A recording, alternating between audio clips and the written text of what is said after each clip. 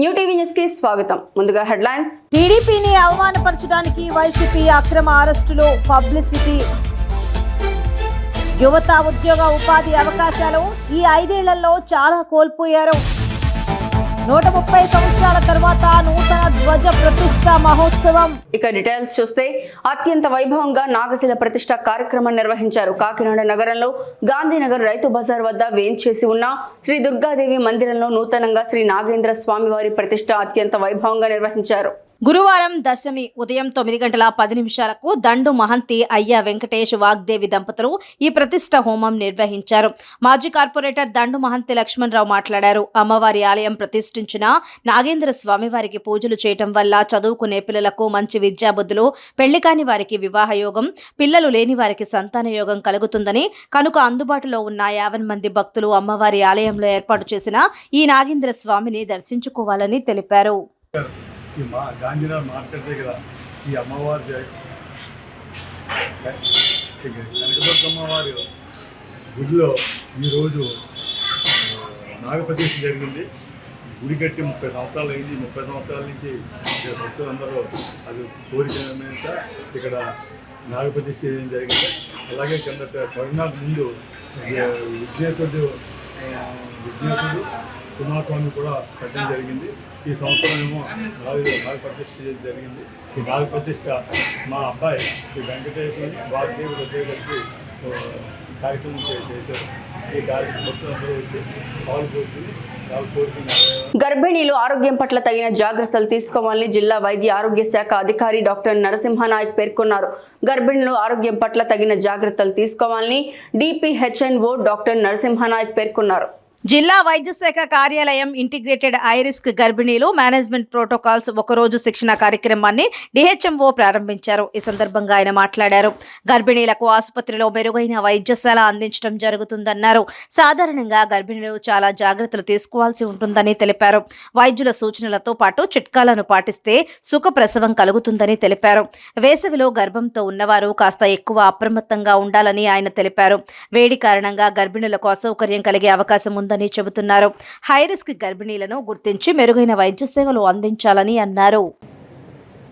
ఈరోజు మనకి డిఎంహెచ్ ఆఫీస్లో మనం మెడికల్ ఆఫీసర్స్ అందరికీ ట్రైనింగ్ ఇస్తూ ఉన్నాము. మనకి ప్రెగ్నెన్సీ కేసెస్ ఎఫెక్టివ్గా మనకి వాటిని డీల్ చేయడానికి కావాల్సిన ప్రోటోకాల్స్ అన్నీ కూడా ప్రెగ్నెన్సీలో మళ్ళీ హై రిస్క్ కేసెస్ ఉంటాయి. హై రిస్క్ కేసెస్ వాటికి సర్టన్ ప్రోటోకాల్స్ ఉంటాయి. అవి ఎలాగ ఫాలో అవ్వాలి, వాళ్ళకి ఎటువంటి ఇబ్బంది రాకుండా ప్రెగ్నెంట్ వాళ్ళకి కావాల్సిన టెస్టులు చేయడం కానీ, అలానే వాళ్ళకి ప్రాపర్ టైంకి హాస్పిటల్ రిఫర్ చేయడము, అలానే టైంకి డెలివరీ చేయడము. పిహెచ్సీలు అన్నింటిలో కూడా మనం డెలివరీ చేసే సదుపాయాలు ఉన్నాయి ఇప్పుడు. అలానే అక్కడ చేయలేని పరిస్థితుల్లో కమ్యూనిటీ హెల్త్ సెంటర్ రిఫర్ చేస్తారు. అక్కడ అవ్వకపోతే మనకి టీచింగ్ హాస్పిటల్, మనకి గవర్నమెంట్ జనరల్ హాస్పిటల్ రిఫర్ చేస్తారు. ఈ రిఫర్ చేసేటప్పుడు మనం తీసుకోవాల్సిన జాగ్రత్తలు, ప్రోటోకాల్స్ అన్నింటిలో మనం ఈరోజు మెడికల్ ట్రైనింగ్ పెడతాం. కాకినాడలో 2వ రోజు వైఎస్ఆర్ సామాజిక భద్రత పింఛన్లు పంపిణీ చేశారు. వైఎస్ఆర్ సామాజిక భద్రత పింఛన్లు కాకినాడ నగరంలో గ్రామ సచివాలయాల వద్ద పంపిణీ చేశారు. ఎన్నికల కోడ్ కారణంగా వాలంటీర్లను పింఛన్ పంపిణీ కార్యక్రమానికి దూరంగా పెట్టడంతో గ్రామ సచివాలయ సిబ్బంది పంపిణీ చేశారు. 2వ రోజు వివిధ రకాల సామాజిక భద్రతా పింఛన్లు ఉన్నాయి. ఇందుకోసం ప్రభుత్వం నిధులు విడుదల చేసింది. వివిధ రకాల సామాజిక భద్రతా పింఛన్ల పంపిణీ వేగంగా జరుగుతోందని అధికారులు తెలిపారు. వైసీపీ ప్రభుత్వ నాయకులు తెలుగుదేశం పార్టీ నాయకులను అవమానపరచడానికి అక్రమ అరెస్టులు చేసినట్లు వైసీపీ నాయకులు పబ్లిసిటీ చేస్తున్నారు. వాస్తవంగా తెలంగాణ పోలీసులు మా ఇంటికి వచ్చింది వాసవి 41 నోటీసులు ఇవ్వకుండా అరెస్ట్ చేయాలని బ్లాక్ మెయిల్ చేయడానికి వచ్చారని ఆయన అన్నారు. నిన్న మొన్న కొన్ని వదంతులు వచ్చినాయి. ఇది కేవలం సోషల్ మీడియాలో వైఎస్ఆర్సీపీ నాయకులు చేస్తున్నటువంటి తప్పుడు ప్రచారము. ఈ వదంతుల్లో ఏదో శివానందరెడ్డి భార్యను కోర్టులో అరెస్ట్ చేసినట్లు, అదేవిధంగా కొన్ని మీడియాలో కూడా కొన్ని విజువల్ క్లిప్పింగ్స్ కూడా చూపించడం జరిగింది. ఇదే దాని మీద అల్లూరు గ్రామానికి కూడా వాళ్ళు కొద్దిమంది సిసిఎస్ పోలీసు రావడం జరిగింది. వాళ్ళు ఇల్లీగల్గా అరెస్ట్ చేయడానికి ప్రయత్నం చేయగా, లీగల్గా మీ దగ్గర ఏమైనా డాక్యుమెంట్స్ ఉంటే సహకరిస్తామని నేను చెప్పి వాళ్ళు డాక్యుమెంట్స్ తెచ్చుకొని రాకుండా చెప్పి పంపించడం జరిగింది. అదేవిధంగా హైదరాబాద్లో మాత్రము ఇల్లీగల్గా డిటైన్ చేయడం జరిగింది. దాని మీద హైకోర్టులో కేసు వేసి ఇల్లీగల్ డిటెన్షన్ మీద రిట్ పిటిషన్ వేయడం జరిగింది. అదే రిట్ పిటిషన్ సమాధానం కింద నిన్న సిసిఎస్ హైదరాబాద్ పోలీసు వాళ్ళు చాలా వింతగా కొత్త రకంగా మేము అరెస్ట్ చేయలేదు, కేవలం 41A నోటీస్ సర్వ్ చేయడానికి సిసిఎస్ పోలీస్ స్టేషన్కు తీసుకెళ్లామని చెప్పడం జరిగింది. ఖచ్చితంగా వాళ్ళు ఇల్లీగల్గా అరెస్ట్ చేసి మళ్ళీ మేము చేయలేదని చెప్పుకుంటూ రావడం జరుగుతుంది. సో దాని మీద కూడా ఎట్లా ఇల్లీగల్ డిటెన్షన్ మీద రిట్ పిటిషన్ ఉంది కనుక వాళ్ళు నిన్న ఆ రిట్ పిటిషన్ అలానే కంటిన్యూ అవుతుంది. ఫర్దర్ ఆర్గ్యుమెంట్స్ అయినాక ఏ అధికారులు ఇటువంటి ఇల్లీగల్ డిటెన్షన్ ఆర్డర్స్ ఇచ్చారో వాళ్ళ మీద ఖచ్చితంగా చర్యలు అయితే హైకోర్టు ద్వారానే లీగల్గా చర్యలు తీసుకెళ్ళిక మేము అన్ని విధాలా సిద్ధంగా ఉన్నాము.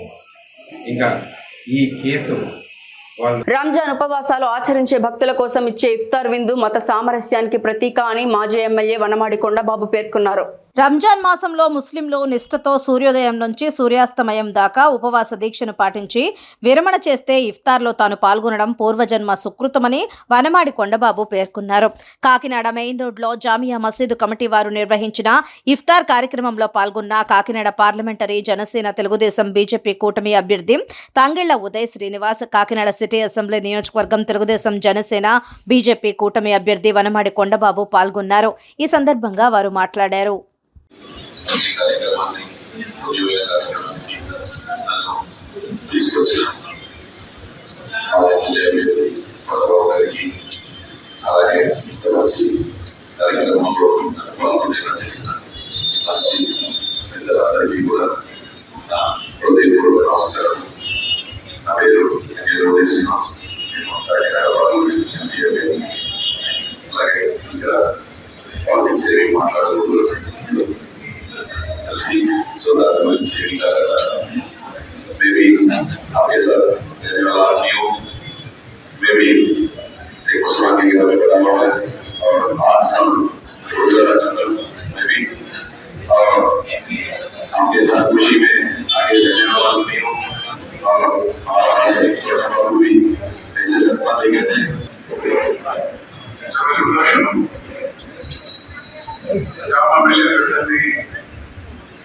అందిస్తున్నాయి. ఎందుకంటే చాలా మంది అధికారం ఉన్నప్పుడు గౌరవిస్తారు, అధికారం లేకపోతే మర్చిపోతారు. అధికారం ఉన్నా లేకపోయినా ఒకే విధంగా గౌరవించినటువంటి జామియా మసీద్ పెద్దలు అందరూ కూడా మనస్ఫూర్తిగా అభినందిస్తున్నారు, కూడా సందర్భంగా తెలియజేస్తున్నారు. అదేవిధంగా ఈ రోజు మమ్మల్ని ఆహ్వానించడం అనుకోకుండా మా పార్లమెంట్ అభ్యర్థి శ్రీనివాస్ గారు కూడా రావడం. అన్నమయ్య జిల్లా రాజంపేట పట్టణంలో టీడీపీ ఎమ్మెల్యే అభ్యర్థి సుగవాసి బాలసుబ్రహ్మణ్యం ర్యాలీగా తరలివచ్చి అట్టహాసంగా రిబ్బన్ కట్ చేసి పార్టీ కార్యాలయాన్ని ప్రారంభించారు. అనంతరం స్వర్గీయ నందమూరి తారక రామారావు చిత్రపటానికి పూలమాలలు వేసి నివాళులర్పించారు. ఏబి చంద్రారెడ్డి గార్డెన్లో కార్యాలయం ప్రారంభం అనంతరం 7 మండలాల టీడీపీ నేతలతో ఆయన ఆత్మీయ సమావేశం నిర్వహించారు. ఈ కార్యక్రమంలో పెద్ద ఎత్తున టీడీపీ శ్రేణులు పాల్గొన్నారు. ఈ సందర్భంగా టీడీపీ ఎమ్మెల్యే అభ్యర్థి సుగవాసి బాలసుబ్రహ్మణ్యం మాట్లాడుతూ రాజంపేట టీడీపీ అభ్యర్థిగా నియమించిన టీడీపీ అధినేత చంద్రబాబు నాయుడుకు, నారా లోకేష్ కు కృతజ్ఞతలు తెలిపారు. ఇక మీదట రాజంపేటలోనే ఆయన నివాసం ఉంటుందని వెల్లడించారు. అందరి సహకారం రాజంపేటలో విజయం సాధిస్తానని ధీమా వ్యక్తం చేశారు. రాజంపేట అసెంబ్లీ నియోజకవర్గం తెలుగుదేశం పార్టీ అభ్యర్థిగా నన్ను ఖరారు చేసినటువంటి శ్రీ నారా చంద్రబాబు నాయుడు గారు, శ్రీ నారా లోకేష్ గారికి ధన్యవాదాలు, కృతజ్ఞతలు తెలియజేసుకుంటూ రాజంపేట అసెంబ్లీ నియోజకవర్గ తెలుగుదేశం పార్టీ నాయకులు, కార్యకర్తల సహకారంతో ఈ జరగబోతూ ఉండే రాజంపేట అసెంబ్లీ నియోజకవర్గ ఎన్నికల్లో తెలుగుదేశం పార్టీని విజయపదంలో నడిపించడానికి మీ అందరి ఆశీర్వాదాన్ని కోరుకుంటున్నాను. ఈ రోజు నుంచి ఇక్కడే ఉంటూ అందరికీ అందుబాటులో ఉంటూ పార్టీని విజయపదంలో నడిపిస్తానని మీ అందరికీ సవినయంగా తెలియజేసుకుంటున్నాను. మార్కాపురం నడిబొడ్డున వెలిసిన శ్రీ లక్ష్మీ చెన్నకేశవ స్వామి దేవస్థానంలో 130 సంవత్సరాల తర్వాత నూతనంగా ధ్వజ ప్రతిష్ఠా మహోత్సవం మరియు 4 గోపుర ప్రాకార కలశ ప్రతిష్ఠా మహోత్సవం ఆలయ ప్రధాన అర్చకులు శ్రీమాన్ అప్పనాచార్యుల చేతుల మీదుగా వేద మంత్రాల నడుమ ఘనంగా నిర్వహించారు. ఈ కార్యక్రమాన్ని తిలకించడానికి మార్కాపురం మరియు పరిసర ప్రాంతాల నుంచి భారీ సంఖ్యలో భక్తులు ఆలయ ప్రాంగణానికి చేరుకున్నారు. భక్తులకు ఎటువంటి అసౌకర్యం కలగకుండా ఆలయ కమిటీ చైర్మన్ ఈవో పర్యవేక్షణలో పోలీసు వారు గట్టి బందోబస్తు ఏర్పాటు చేశారు.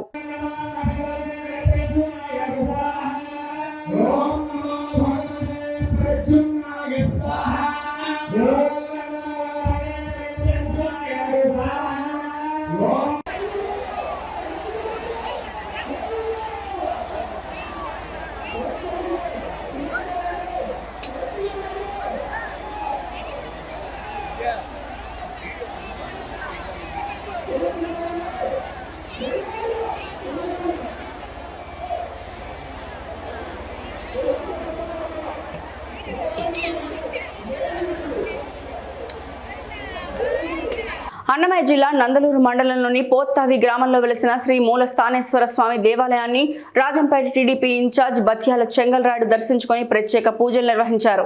దేవాలయానికి విచ్చేసిన బత్యాల చెంగల్రాయుడుకు గ్రామ ప్రజలు ఘనంగా స్వాగతం పలికారు. అనంతరం దేవాలయంలో ప్రత్యేక పూజలు నిర్వహించారు. ఈ సందర్భంగా బత్యాల చెంగల్రాయుడు మాట్లాడుతూ రాజంపేట ఎమ్మెల్యే టికెట్ విషయంలో టీడీపీ అధినేత నారా చంద్రబాబు నాయుడు మనసు మారేలా గ్రామస్తులు పూజలు నిర్వహించాలన్నారు. రాజంపేట టీడీపీ ఎమ్మెల్యే టికెట్ తనకు ప్రకటిస్తే 50,000 మెజారిటీతో గెలుస్తానని ధీమా వ్యక్తం చేశారు. నేను కూడా పూర్తిగా అనుకున్నాను. చంద్రబాబు నాయుడు గారి మనసు కలిగించి రాజంపేట అసెంబ్లీ టికెట్ పోయినసారి నన్ను బొమ్మపడి మీరు నాకు సీట్ ఇచ్చారు. పోయిన మంగళవారం నాడు కుప్పంలో మీరే అభ్యర్థి నాకు చెప్పారు. బుధవారం నాడు ఇంకా 8 తిరగటం పోయి క్యాన్వాస్ చేసుకోమని చెప్పారు. బృహస్పతివారం రాత్రి కల్లా మీరు మనసు మార్చుకొని సుగవాసి బాలసుబ్రహ్మణ్యానికి సీట్ కేటాయించారు. సుగవాసి బాలసుబ్రహ్మణ్యానికి రాయచోట్లు ఇవ్వండి సార్. రాజంపేటలో నేను 5 ఏళ్ళ నుంచి కష్టపడుతున్నాను. నా సీట్ నాకు ఇచ్చి నన్ను గెలిపించండి. మీరు సీట్ ఇవ్వండి, నేను గెలిపించుకొని మీ దగ్గరికి వస్తా. 50,000 మెజార్టీతో గెలిపించుకోండి. పశ్చిమ గోదావరి జిల్లా నరసాపురంలో టీడీపీ అధినేత చంద్రబాబు నాయుడు ఎన్నికల ప్రచారంలో పాల్గొన్నట్లు మాజీ శాసన మండలి చైర్మన్ ఎంఎస్ షరీఫ్ చెప్పారు. హెలికాప్టర్లో మండలంలోని స్వర్ణాంధ్ర ఇంజనీరింగ్ కళాశాలకు చేరుకుని కాలేజీ విద్యార్థులతో ఇంటరాక్ట్ అవుతారన్నారు. అనంతరం రోడ్ షో నిర్వహిస్తూ స్టీమర్ రోడ్డుకు చేరుకుని అక్కడ బహిరంగ సభలో పాల్గొంటారని షరీఫ్ చెప్పారు. ప్రతిష్టాత్మకంగా జరగబోయే సార్వత్రిక ఎన్నికలలో ప్రచారంలో భాగంగా తెలుగుదేశం పార్టీ జాతీయ అధ్యక్షులు శ్రీ నారా చంద్రబాబు నాయుడు గారు రేపు 5వ తారీఖు నరసాపురం విచ్చేస్తున్నారు. ఆ సందర్భంగా నరసాపురంలో ఒక బహిరంగ సభని స్టీమర్ రోడ్డు జానకి హాస్పిటల్ దగ్గర ఏర్పాటు చేయడం జరిగింది. చంద్రబాబు నాయుడు గారు మధ్యాహ్నం 2 గంటలకి హెలికాప్టర్లో స్వర్ణాంధ్ర కాలేజీలో ఆయన దిగుతారు. అక్కడ మరి విద్యార్థులు ఎవరైతే ఉంటారో వాళ్ళతో ఇంటరాక్ట్ అవుతారు. అది ముగిసిన తర్వాత అక్కడి నుంచి ర్యాలీగా ఊరేగింపుగా భారీ మోటార్ సైకిల్ ర్యాలీతో చంద్రబాబు నాయుడు గారు ముస్తుబాద సీతారాంపురంలో ఉన్న స్వర్ణాంధ్ర కాలేజీ నుండి బయలుదేరి మరి Rustumbada machine high school road మీదుగా పంజాబ్ సెంటర్కి వస్తారు. పంజాబ్ సెంటర్ దగ్గర కూడా ముస్లిం సోదరులతో అక్కడ కాసేపు వాళ్ళతో మాట్లాడతారు. వాళ్ళ సమస్యలు వింటారు, దానికి సమాధానం చెప్తారు. అక్కడి నుంచి బయలుదేరి మీటింగ్ ప్లేస్కి వస్తారు. ఈనాడు నరసాపురంలో ఉన్న ప్రజలందరూ కూడా తెలుగుదేశం పార్టీ బాపట్ల పట్టణంలోని క్షీర భావనారాయణ స్వామివారి దేవాలయంలో బాపట్ల నియోజకవర్గ తెలుగుదేశం పార్టీ ఎమ్మెల్యే అభ్యర్థి వేగేశన్ నరేంద్రవనం కుటుంబ సమేతంగా ప్రత్యేక పూజలు నిర్వహించారు. ప్రచార వాహనానికి పూజలు చేసి ఎన్నికల ప్రచారాన్ని ప్రారంభించారు. ఈ సందర్భంగా ఆయన మీడియాతో మాట్లాడుతూ బావదేవుని ఆశీస్సులతో ఎన్నికల శంఖారావం పూరించానని అంతా శుభమే జరుగుతుందన్నారు. బాపట్ల అభివృద్ధి లక్ష్యంగా అవినీతి లేని పాలన అందిస్తానని హామీ ఇచ్చారు. తెలుగుదేశంలో భారతీయ జనతా పార్టీ జనసేన ఉమ్మడి అభ్యర్థిగా ఎన్నికల్లో పోటీ చేస్తున్నానని ఓటు వేసి గెలిపించాలని పిలుపునిచ్చారు. 40 రోజుల్లో రాష్ట్రంలో ఎలక్షన్ జరగబోతున్నాయి. మే 13వ తారీఖు 40 రోజుల ముందుగా నిర్ణయించిన డేటు ప్రకారం ఇక్కడ బాపట్లకి రాజులకి రాజైన బాపట్ల పవన్ నారాయణ స్వామి గుడికి వచ్చి ఆ నారాయణ స్వామి ఆశీస్సులు తీసుకుని పూజలు జరిపి వాహనానికి కూడా పూజ చేసి తిరిగి ఇక్కడి నుంచి అప్పికట్ల శివాలయం గుడి దగ్గరికి వెళ్ళి అక్కడ కూడా ఆ అమరేశ్వరుడు ఆ గౌరీ శంకరుడు ఆశీస్సులు కూడా తీసుకుని ప్రచారం ప్రారంభిస్తూ ఉన్నా. ఈ ప్రచార ప్రారంభానికి జనసేన నుంచి శివనారాయణ గారు, అట్లాగే భారతీయ జనతా పార్టీ నుంచి సూర్యనారాయణ గారు, అలాగే కార్యకర్తలు, తెలుగుదేశం పార్టీ కార్యకర్తలు, జన సైనికులు, అలాగే జనసేన పార్టీకి సంబంధించి మహిళలు, భారతీయ జనతా పార్టీకి సంబంధించి కార్యకర్తలు, తెలుగుదేశం పార్టీ నుంచి కార్యకర్తలు అందరూ ఇక్కడికి చాలా ఎక్కువగా వచ్చేయటం, తెలుగుదేశం పార్టీని గెలిపియాలి అని ఒక ప్రత్యేకమైన లక్ష్యంతో అందరూ కలిసికట్టుగా భావనారాయణకి పూజ చేసుకున్నారు. వినుకొండ పట్టణంలోని పలు ప్రాంతాల్లో ముస్లిం సోదరులకు టీడీపీ ఆధ్వర్యంలో ఇఫ్తార్ విందు ఏర్పాట్లు చేయడం జరిగింది. శాసనమండలి మాజీ chairman MM Sharif, TDP MLA అభ్యర్థి జీవి ఆంజనేయులు, ఎంపీ అభ్యర్థి లావు శ్రీకృష్ణ దేవరాయలు, మాజీ ఎమ్మెల్యే మక్కెన మల్లికార్జునరావు పాల్గొన్నారు. మసీదులో ప్రత్యేక ప్రార్థనలు నిర్వహించారు. అనంతరం మాజీ చైర్మన్ ఎంఎం షరీఫ్ మీడియాతో మాట్లాడారు. 450 సంవత్సరాల పైగా చరిత్ర కలిగిన జామియా మసీదులో ఈరోజు వినుకొండలో ముస్లిం సోదరులతో కలిసి ఈరోజు నమాజ్లో పాల్గొనడం జరిగింది. అది కూడా పవిత్ర రంజాన్ సీజన్లో ఈరోజు పాల్గొనడం జరిగింది, మాసంలో పాల్గొనడం జరిగింది. ఈరోజు పొద్దున్న నుంచి కూడా ఏదో రకంగా ముస్లిం సోదరులతో కలుస్తూనే ఉన్నాం. కలిసిన ప్రతి దగ్గర కూడా ముస్లిం సోదరులు చాలా చక్కని విషయాలు తీసుకురావడం జరిగింది ముందుకి. మాకు కావాల్సింది 4% రిజర్వేషన్, మేము అభివృద్ధి చెందాలి, మా పిల్లలు చదువుకోవాలి, మేము వ్యాపారస్తులుగా ముందుకు వెళ్ళాలి, మా వ్యాపారాలు అలాగే మా కుటుంబాలు బాగుపడాలి, వీటి గురించే మాట్లాడుతూ ఉన్నారు పొద్దు నుంచి కలిసిన వారందరూ కూడా, ముస్లిం సోదరులందరూ కూడా. దానికి సంబంధించి ఇప్పటికే తెలుగుదేశం పార్టీ చాలా క్లియర్గా చెప్పడం జరిగింది. 4% రిజర్వేషన్ ఏదైతే ఉందో దాన్ని, ఏదైతే సుప్రీంకోర్టులో ఉందో అందరికీ ఈ పవిత్ర రంజాన్ మాసంలో 30 రోజుల పాటు ఉపవాసాలుంటూ ఈరోజు ఖురాన్ చదువుతూ పవిత్రంగా ఉండే ఈ పవిత్ర మాసం రంజాన్ మాసం, ఈ రంజాన్ మాసాన్ని శుభాకాంక్షలు తెలియజేస్తున్నాం. ఈరోజు మిత్రులందరూ ఇఫ్తార్ విందుకు ఆహ్వానించారు. మిత్రుల ఆహ్వానాన్ని మన్నించి ఈరోజు ఇఫ్తార్ విందుకు రావడం జరిగింది. ఈరోజు ఈ విందు మాసంలో ఈ రోజున ఇఫ్తార్ విందు సందర్భంగా మేమందరం కూడా కలవడం జరిగింది. పెద్దలు షరీఫ్ గారు, మరి ఎంపీ శ్రీకృష్ణ దేవరాయలు గారు, సోదరుడు ఆంజనేయులు గారు, ఈ నియోజకవర్గ ప్రజలకి ముఖ్యంగా టౌన్లో ఉన్నటువంటి ముస్లిం సోదరులందరూ కూడా నా విన్నపం ఒకటి, దయచేసి ఆలోచన చేయండి. గతంలో మరి నేను కానీ ఆంజనేయులు గారు ఉన్నప్పుడు, ఎమ్మెల్యేలుగా ఉన్నప్పుడు చేసిన అభివృద్ధిని ఒకసారి ఎదురుగా చూసినట్టయితే ఉర్దూ పాఠశాల, ఈద్గా, అదేవిధంగా మరి ఎన్నో కార్యక్రమాలు చేశాం, మంచినీటి పథకాలను తీసుకొచ్చి అభివృద్ధి చేశాం. ఎక్కడా కూడా అలజడులు లేవు.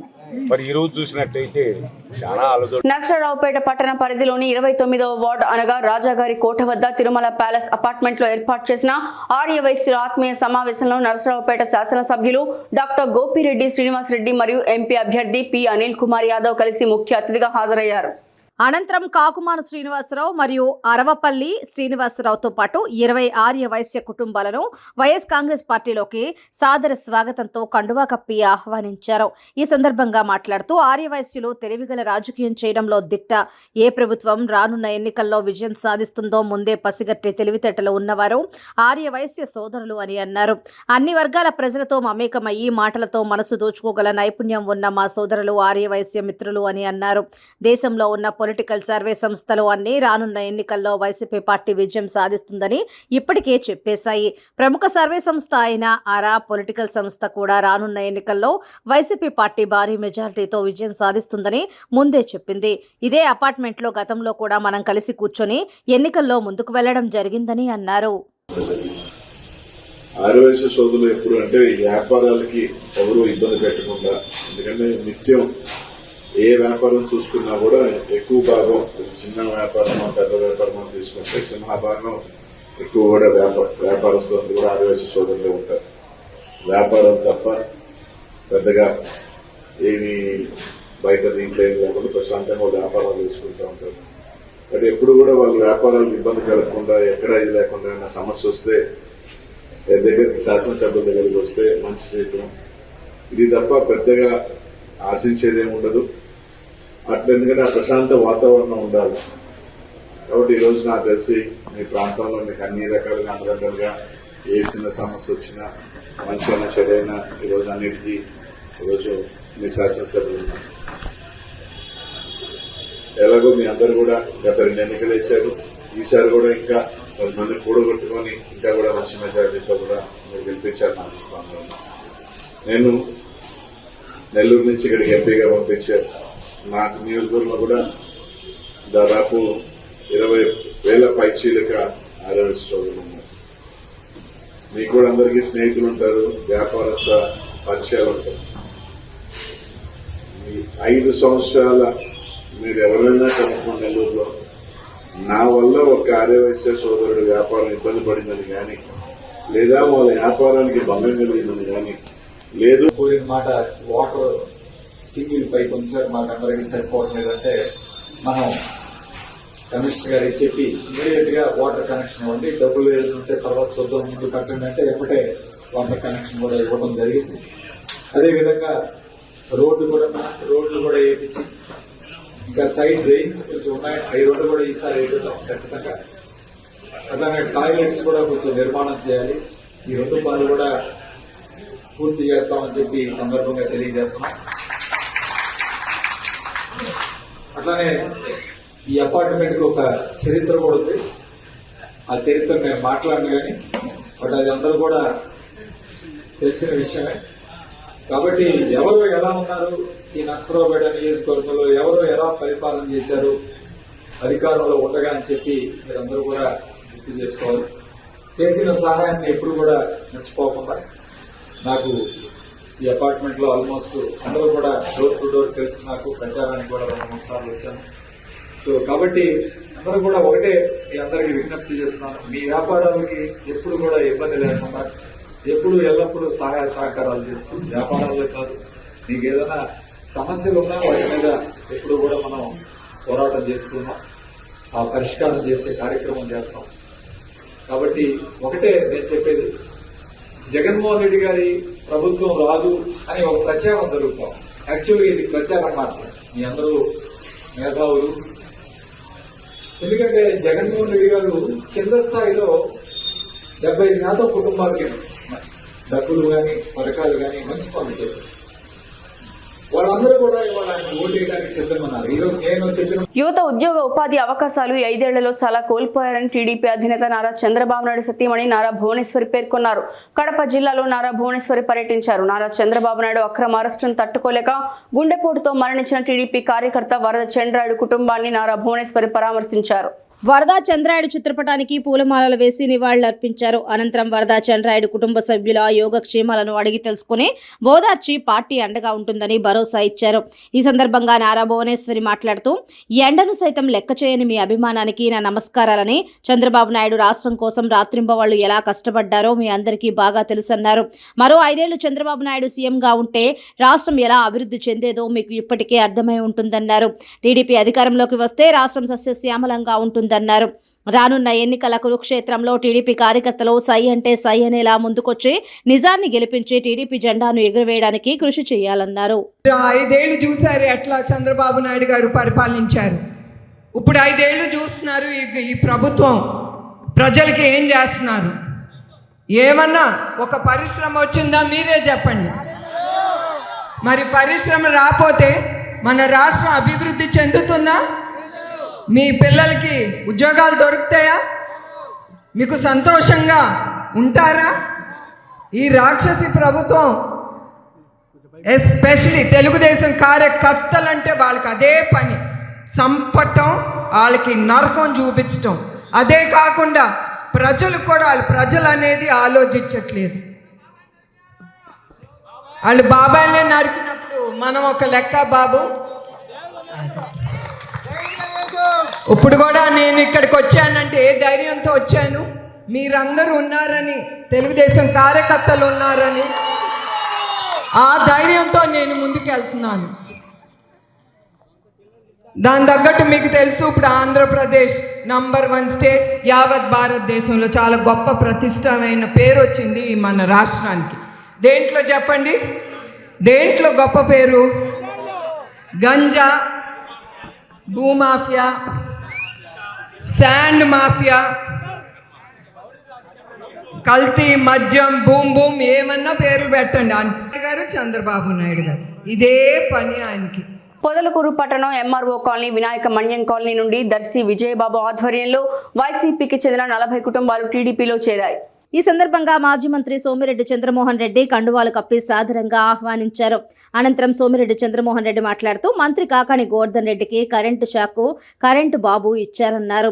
సర్వేపల్లి నియోజకవర్గంలో రోజురోజుకి వైసీపీ ఖాళీ అయిపోతుందన్నారు. అదేవిధంగా 2024 ఎన్నికల్లో ప్రతి ఒక్కరూ కష్టపడి పనిచేయాలన్నారు. ఎందుకంటే అక్కడ పైన జగన్మోహన్ రెడ్డి ఘోర వైఫల్యాలు, రాష్ట్రాన్ని అరాచకంలో అరాచక ఆంధ్రప్రదేశ్గా మార్చేయటం, అప్పుల ఆంధ్రప్రదేశ్గా మార్చేయటం, ఇక్కడ కాకాని గోవర్ధన్ రెడ్డి జనానికి చుక్కలు చూపించటం. ఆయన మినిస్టర్ అగ్రికల్చర్ అనేది మర్చిపోయి మినిస్టర్ మనీ కల్చర్గా మారిపోవటం. అసలు చరిత్రలో సర్వేపల్లి కాదు, నెల్లూరు జిల్లా కాదు, ఉమ్మడి ఆంధ్రప్రదేశ్లో ఇటువంటి ఘోరాలు చేసిన వాళ్ళు, నకిలీ విదేశాల నుంచి నకిలీ పత్రాలు విదేశాల పత్రాలుగా సృష్టించిన వాళ్ళు, కల్తీ మద్యం ఇచ్చి 7 మందిని చంపేసిన వాళ్ళు, ఈ గనులు దోపిడీ చేసిన వాళ్ళు, భూముల దోపిడీ చేసిన వాళ్ళు ఎప్పుడు మనం చూడలేదయ్యా. అందుకనే వీళ్ళందరూ కట్టలు తెంచుకొని వచ్చి తెలుగుదేశంలో చేరుతున్నారు, నన్ను భారీ మెజారిటీతో గెలిపిస్తున్నారు. నేను ఐఎమ్ ఫుల్లీ కాన్ఫిడెంట్. అయితే అతి విశ్వాసం అవుతుంది ఎవరికి కూడా. 94లో 33,400 ఆ రికార్డ్ని మళ్ళీ మన నిజం గెలవాలి అనే కార్యక్రమంలో భాగంగా రాష్ట్ర వ్యాప్తంగా పర్యటిస్తున్న టీడీపీ అధినేత చంద్రబాబు నాయుడు సతీమణి నారా భువనేశ్వరి నేడు కడప జిల్లా ప్రొద్దుటూరులోని పెద్దశెట్టిపల్లి గ్రామానికి వచ్చారు. ప్రొద్దుటూరు మండలం పెద్దిశెట్టిపల్లె గ్రామంలోని 1వ వార్డు మెంబర్ కూరపాటి రాధా చంద్రబాబు నాయుడును అరెస్ట్ చేసిన సమయంలో గుండెపోటుతో మృతి చెందారనే విషయం తెలుసుకున్న నారా భువనేశ్వరి నేడు కూరపాటి రాధా ఇంటికి వెళ్లి వారి కుటుంబాన్ని పరామర్శించారు. తెలుగుదేశం పార్టీకి కార్యకర్తలే అండగా ఎల్లప్పుడూ ఉంటున్నారని, కార్యకర్తలను ఎప్పటికీ తెలుగుదేశం పార్టీ విస్మరించదని నారా భువనేశ్వరి తెలిపారు. ఈ సందర్భంగా 3 లక్షల రూపాయలు కూరపాటి రాధా కుటుంబ సభ్యుల పేరు మీద బ్యాంకులో డిపాజిట్ చేసి ఆ పత్రాలను రాధా కుటుంబ సభ్యులకు భువనేశ్వరి అందజేశారు. రాష్ట్రంలో ప్రస్తుతం అరాచక పాలన కొనసాగుతుందని, తెలుగుదేశం పార్టీ కార్యకర్తలు నాయకులపై వైసీపీ నేతల దౌర్జన్యం, హత్య రాజకీయాలు ఎక్కువయ్యాయంటూ నారా భువనేశ్వరి విమర్శించారు. కార్యకర్తలకు ఏ కష్టం వచ్చినా తెలుగుదేశం పార్టీ అండగా ఉంటుందని ఈ సందర్భంగా తెలిపారు. చంద్రయ్య గారు ఆయనకి ఉండేదే 2 ఎకరాలు. ఆయన చాలా అభిమానుడు.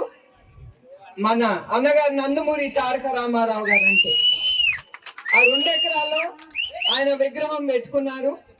ఆయన తెలుగుదేశం పార్టీ కోసం చాలా ప్రచారం కానీ ఆయన ఏమన్నా చేసేవారు పార్టీ కోసం. అట్లాంటి వ్యక్తిని అక్కడ ఈ ప్రభుత్వం లీడర్, వైసీపీ లీడర్లు పట్టుకొని జై జగన్ జై వైసీపీ అంటే కూడా ఇక్కడ కత్తి పెట్టి బెదిరిస్తే కూడా వెనకాడలేదు. ఆయన ఒకటే చెప్పాడు, జై చంద్రబాబు జై తెలుగుదేశం అని. అక్కడితో ఆఖరి వరకు ఆయన ఆయన ఇదే చెప్తా ఉన్నారు. అక్కడితో ఆయన చంపేశారు, కత్తితో ఆయన నరికేశారు. అది వీళ్ళు చేసే అరాచకం మన తెలుగుదేశం కార్యకర్తల మీద. మీరందరూ ఇవన్నీ గుర్తుంచుకొని మీరు చాలా ధైర్యంగా ముందుకెళ్ళాలి. ఇప్పుడు నేను ఇంత ధైర్యం చేసి నేను ముందుకు వచ్చానంటే అది మీరే కారణం. మీరుంటారు నాకు అని. అట్లానే ఈ కార్యకర్తల కోసం తప్పకుండా చంద్రబాబు నాయుడు గారు వెనకాడు. నా కుటుంబం కూడా ఆలోచించే మీకోసం ఆయన ముందుకు వస్తారు.